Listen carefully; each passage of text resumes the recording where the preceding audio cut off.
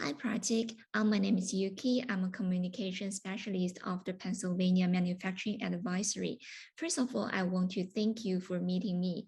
We know that you participated in the Pennsylvania Manufacturing Advisory project. Could you please briefly introduce your name, when the project you participated, who is the client you worked for, and what was the main deliverable of the Pennsylvania Manufacturing Advisory project, please?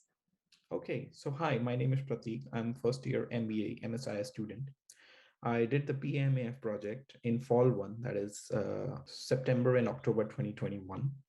And my client was Touchwood Labs. They are an IoT based startup for smart home control panels. The project was a marketing project. They were launching a new product for which they wanted to identify the target segments, target markets to maximize their revenue for this new product. Okay, and we do want to know, in what ways has the project helped you to grow professionality? Okay, great. So I come from an international background, so I have never been in US before. So this was a great learning experience of how businesses are done in the US. It was a live project, so I was actually working with a client. So it was great to understand what kind of aspects are important to them, how the market works in the US. So it was a great opportunity that ways to experience some firsthand market knowledge.